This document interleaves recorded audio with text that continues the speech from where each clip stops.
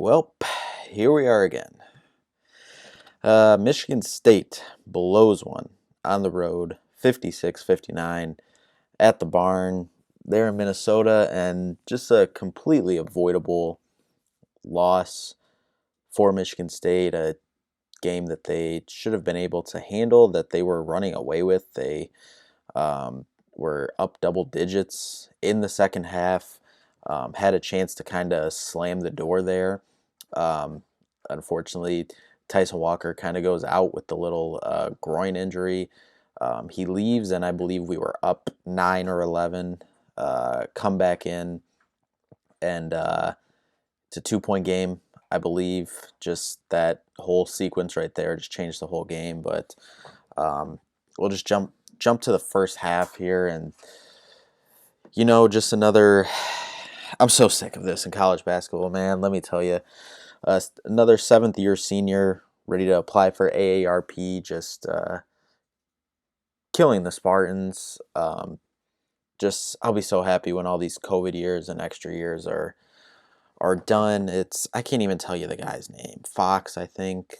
Let me actually be a good host here. Yeah, Fox, man, he finishes with 8 points, 4 rebounds, but he brought the energy for them in the first half, and was able to do some stuff for them. Took a fake DHO off the dribble to the basket and got an and one there in that first half. And in the first half, really, you started out really solid. You started out hot from the floor. Then Minnesota kind of battled back, and it was kind of a stalemate there for a good portion of it.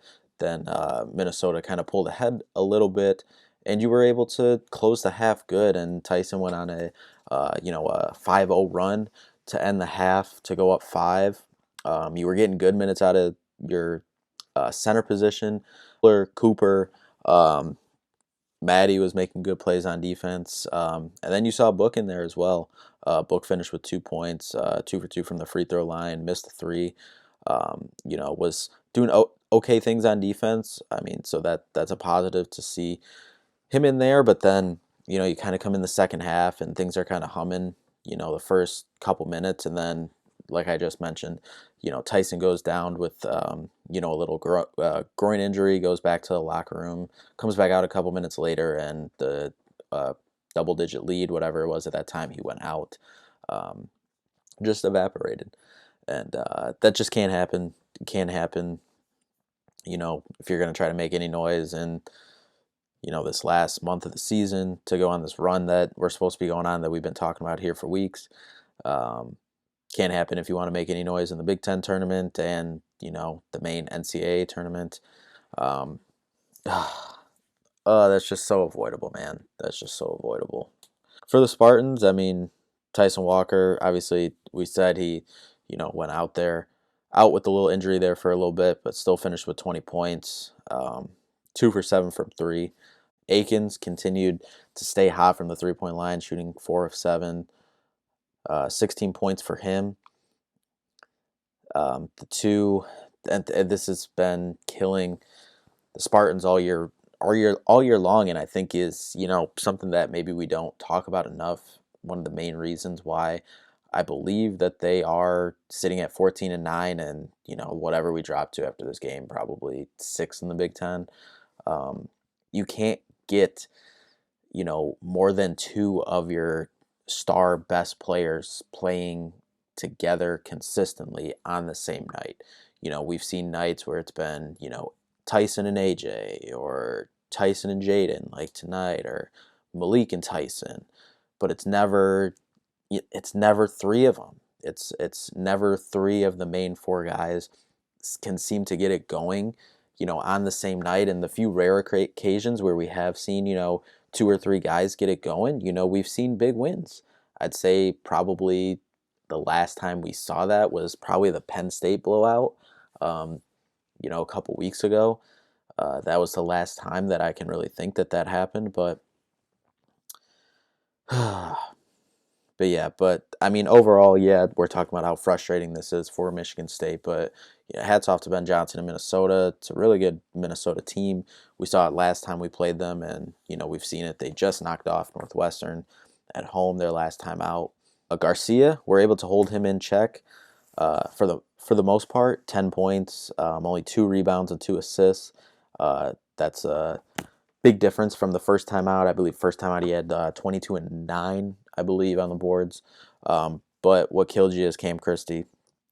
Shocker there, shooting 5 for 7 from three. All 5 of his field goals were from the 3-point line. He added 6 rebounds as well. That just backbreakers, and you just got to tip your cap to him and give him a pat on the back, because some of those shots, man, were a couple times AJ was right in his face. Beautiful contest, but he just hit shots. And then shout out to the Minnesota crowd as well. I know we saw some of our beat reporters say before the game that the stadium or the arena wasn't fully filled up, but they got into the game and they made it tough at times. The team stats, the guy wrote down here in the first half, was up 14-10 on the boards in the first half. We end up finishing the game losing the rebounding battle 25-6. So we got out rebounded in the second half 11-16. Once again, huge problem, can't happen, but seems like we talk about this every single game. Assists were amazing. We disrupted them as well, only allowing 11 assists for them. We also did a good job, as we talked about in the preview, slowing down Hawkins. He still had 6 points, 6 assists, but that's probably his lowest total since, I believe, the beginning of December. So we did a good job there. First half, it seems like didn't have much this second half, but we did good on the break, outscoring them on the fast break.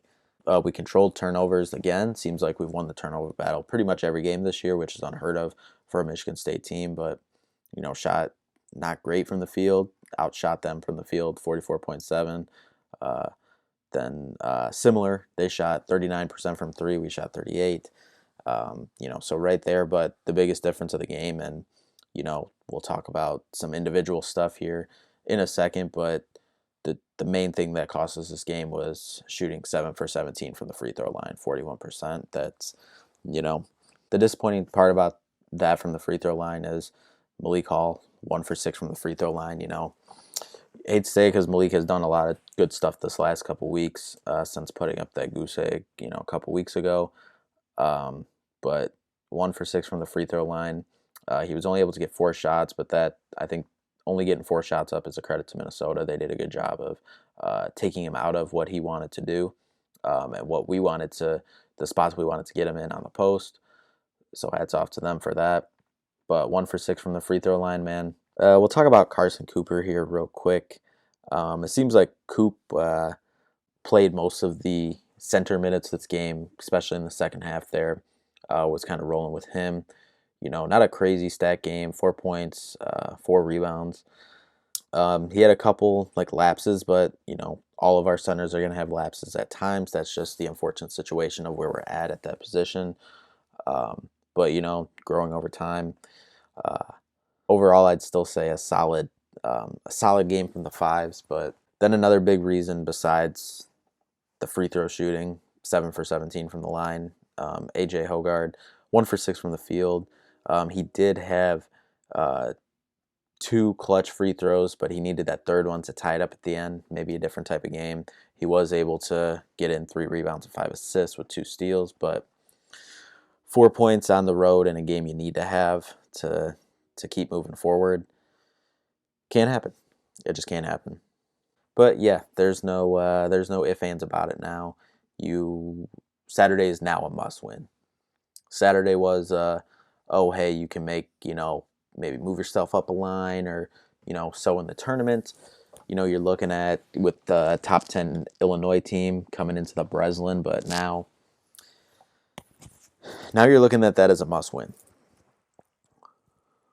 Yes, you still do have a favorable schedule. After Illinois, you have Penn State, you have Michigan, Iowa, Ohio State, still on the schedule before you get to that matchup against Purdue later in the season. But now, for vibes alone, even though we've won 5 of the last 7, games, you need this big win against Illinois on Saturday. So Saturday's a must win, in my opinion. We'll talk about that more later this week, but definitely a tough one tonight. Game that we very well should have been able to finish out there in the second half, but free throw shooting, just some timely mistakes and not fantastic execution down the stretch by our Spartans. So that'll do it for this one.